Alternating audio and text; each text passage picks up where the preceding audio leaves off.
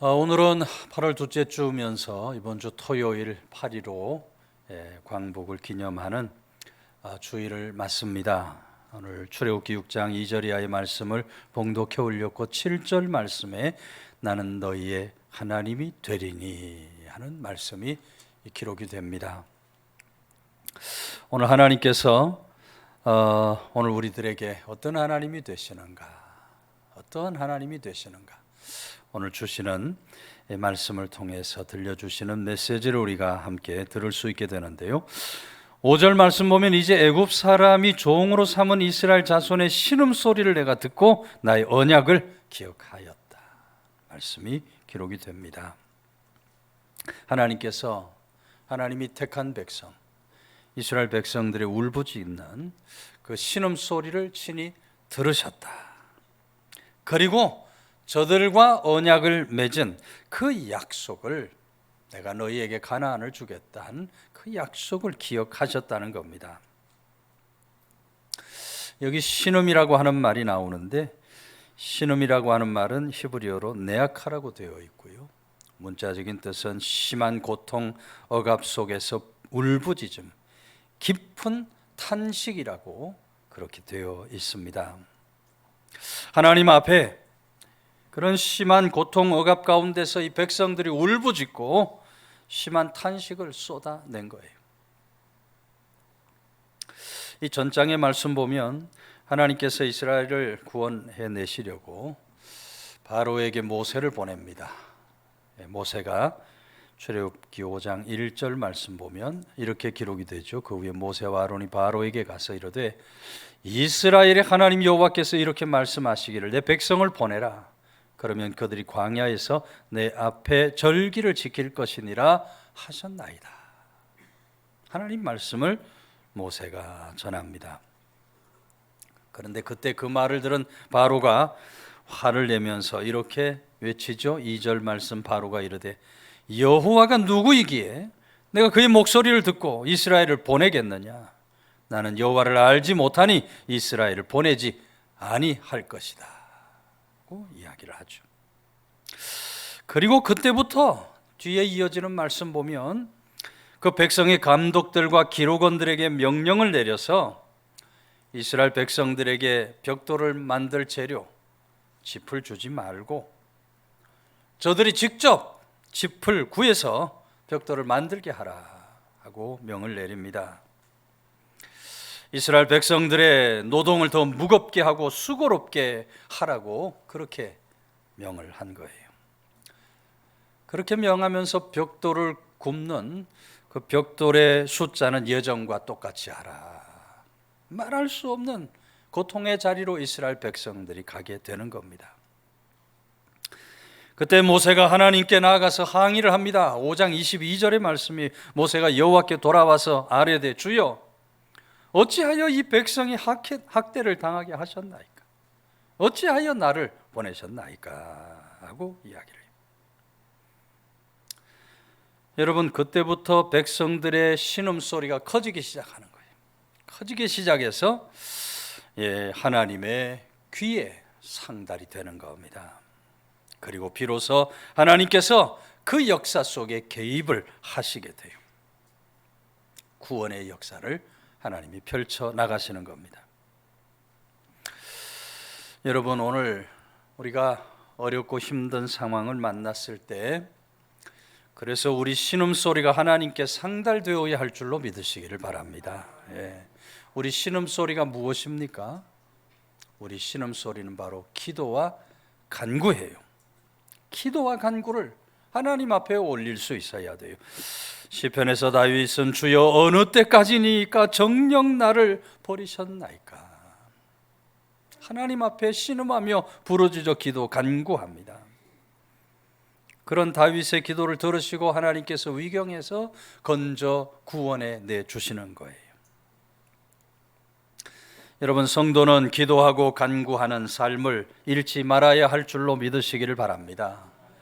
오늘 8.15를 기념하는 주일을 맞았습니다만 여러분, 우리나라도 일제 36년의 강점기 동안 애굽에서 이스라엘 백성들 당했던 그 고난 이상으로 이 나라, 이 민족, 이 백성들도 말할 수 없는 핍박과 박해를, 수탈과 착취를 당하면서 살아야만 했어요.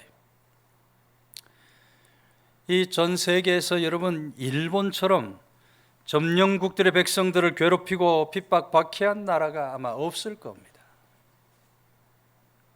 1898년부터 1910년까지 12년 동안 우리 민족이 참으로 말할 수 없는 그런 고통의 시간을 보내야 했어요. 안타깝게도 당시 온 세계가 한 민족을 등집니다. 우리나라를 모른 채 해요. 힘없는 이 나라는 독사 입에 들어가는 한 마리 개구리처럼 일제 강점기로 들어가게 되는 거예요. 모든 희망이 다 끊어져 버립니다. 여러분, 그때 이 땅에, 이 민족에, 우리 백성에 찾아오신 분이 계셔요. 누굴까요? 바로 성령 하나님께서 찾아와 주십니다. 성령 하나님이 오셔서 이 백성들을 일깨워 주시는 겁니다. 여러분, 그 시절에 시작된 운동이 바로 새벽기도 운동이에요. 전 세계 우리나라만 있는 새벽기도 운동이 바로 그때 시작이 됩니다.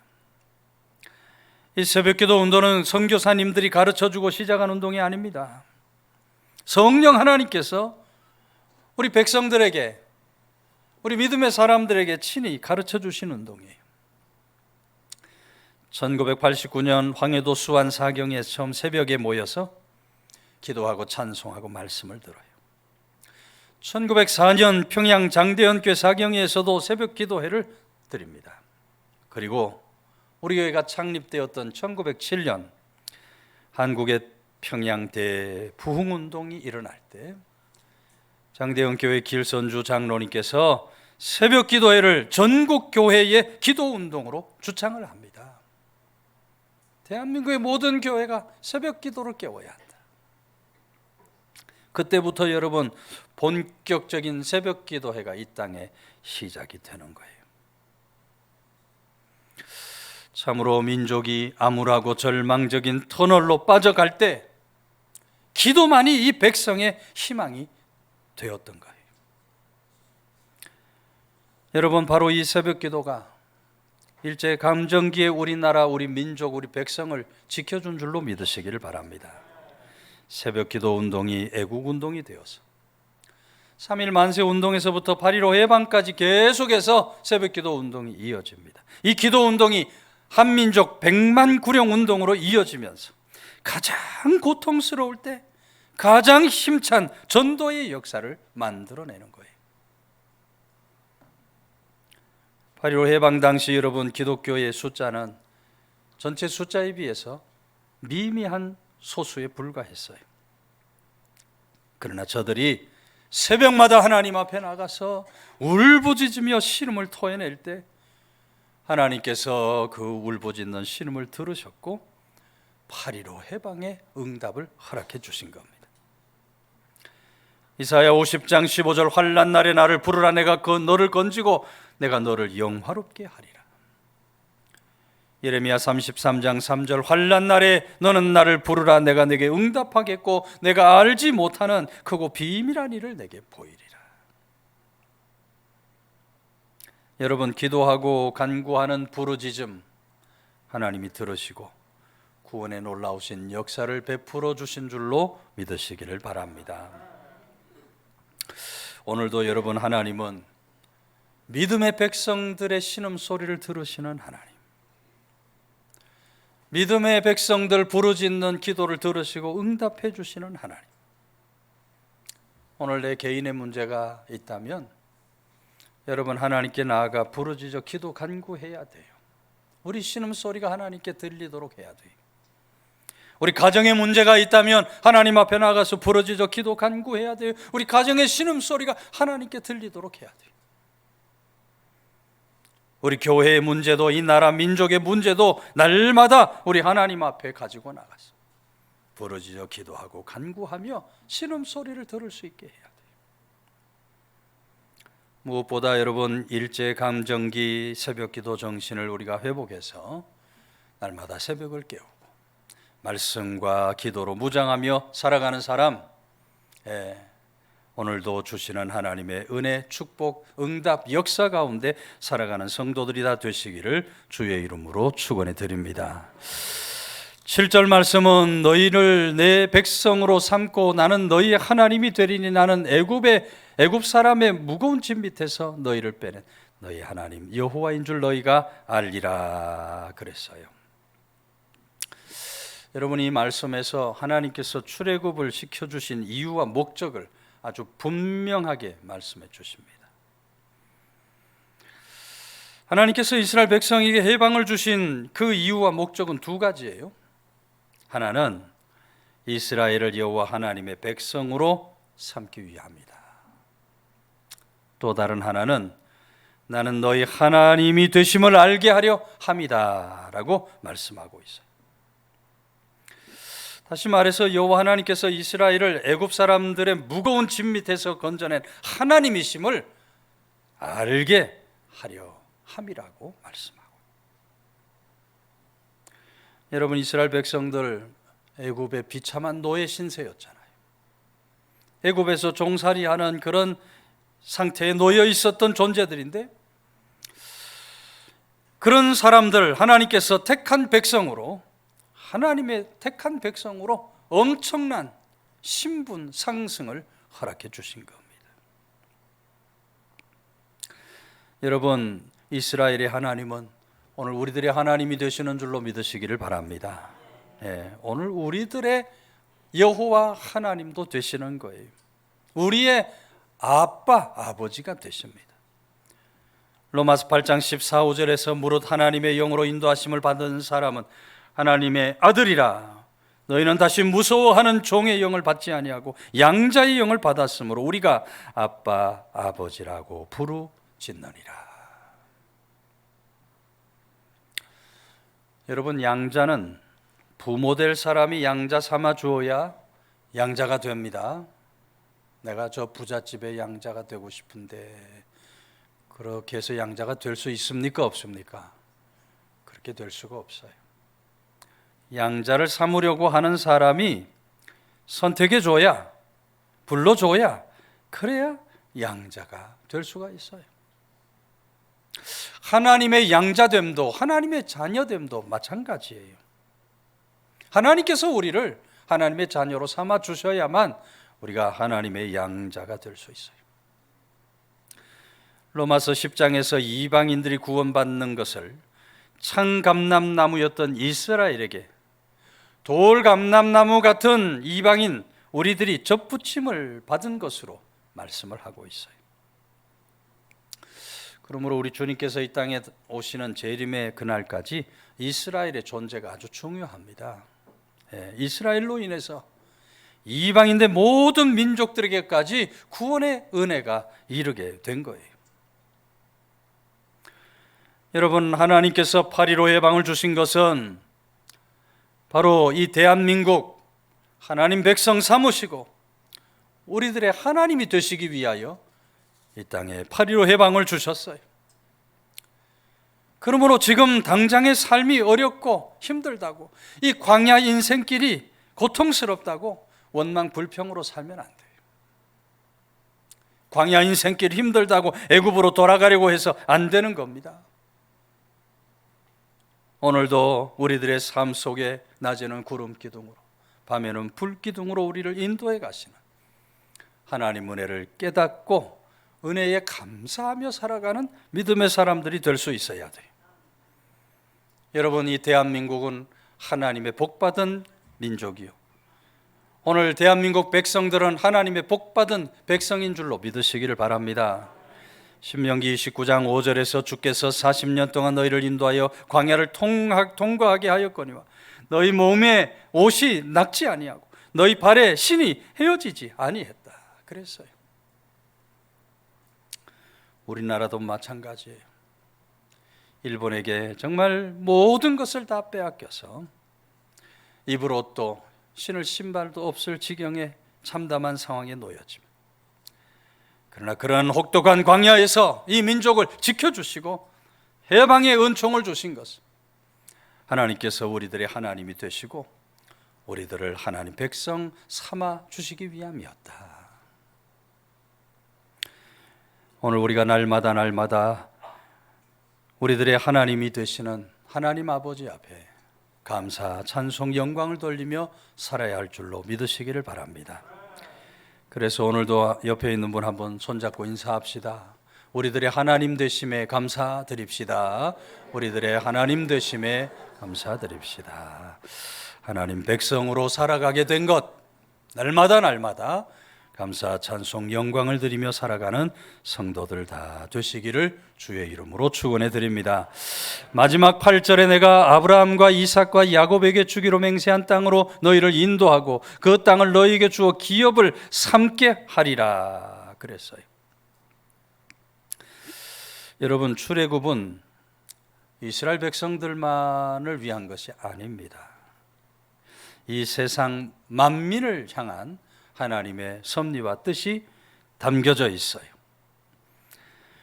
하나님께서 이스라엘 출애굽을 시켜주시고 저들에게 해방과 광복을 주신 이유는 열방의 빛으로 살아가라고 그런 해방과 광복을 주신 거예요. 이 광복이라고 하는 말, 빛광자에 회복할 회자죠. 빛을 회복한다라는 의미를 가지고 있어요. 출애굽에서 하나님께서 저들을 해방시켜 열방의 빛으로 살아가도록 말씀하시는 하나님은 오늘 8.15 해방을 주신 우리들에게도 세상 모든 열방에게 주의 빛으로 살아가라고 하시는 뜻하심이 담겨져 있다는 것을 우리가 잊지 말아야 돼요. 빛으로 이 세상을 살아가라고 하는 것, 그것 때문에 우리를 부르셨고 건져 구원하셨고 하늘의 복을 부어주신 것입니다.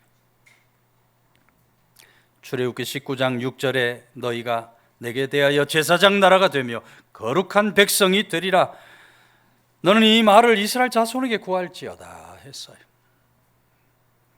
베드로전서 2장 9절에도 비슷한 말씀이 나옵니다. 그러나 너희는 택하신 족속이요 왕같은 제사장이요 거룩한 나라요 그의 소유가 된 백성이니 이는 너희를 어두운 데서 불러 빛에 들어가게 하신 이의 아름다운 덕을 선포하려 하심이라.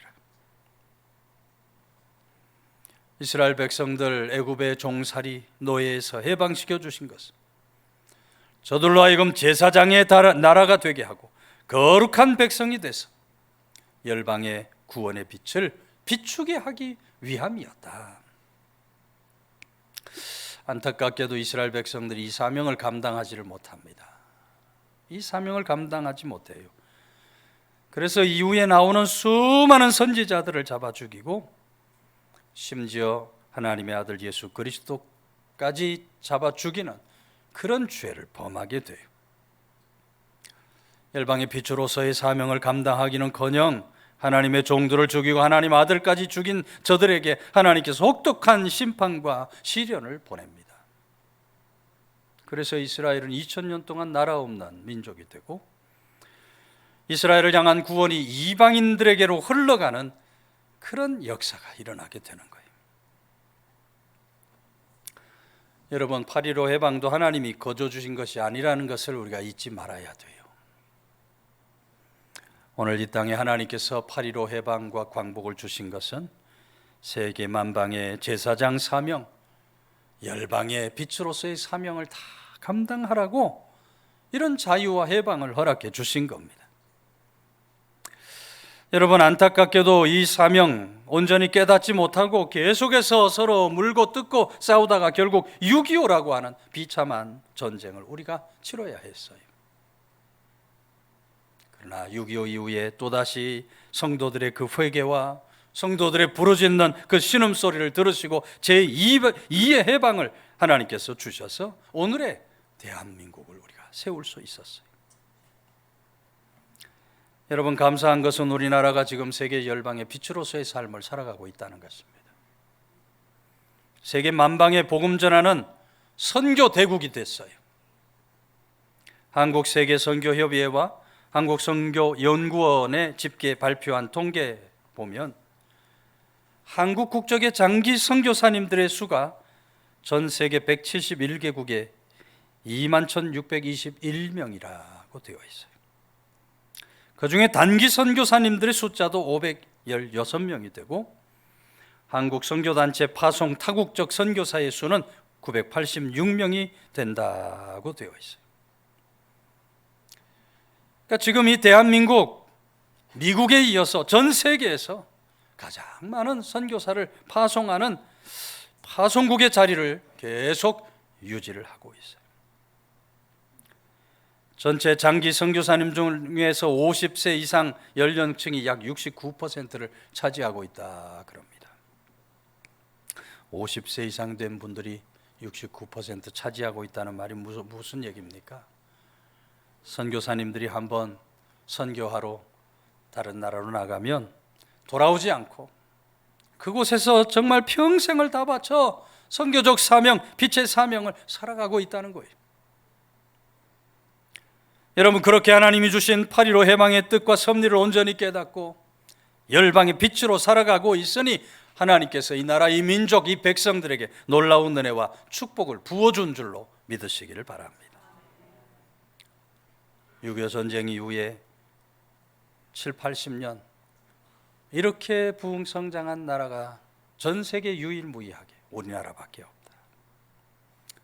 우리나라는 정말 잘 사는 하나님의 축복받은 나라의 삶을 지금 살아가고 있는 거예요. 물가가 좀 올랐다고 사니 못 사니 하는 사람들도 종종 있습니다만은, 여러분, 그렇다 해도 지금 세계를 다녀보면 우리나라처럼 잘 사는 나라 찾아보기가 어려워요. 가까운 일본만 가봐도, 재작년에 우리 일본에 잠깐 다녀왔습니다만 아직도 일본은 다다미 방, 조그마한 방에서 정말 사람들이 다닥다닥 붙어서 살아요. 국회의원도 16평짜리 아파트에 산다고. 얼마나 다닥다닥 모여 사는지 몰라요. 물가도 얼마나 비싼지.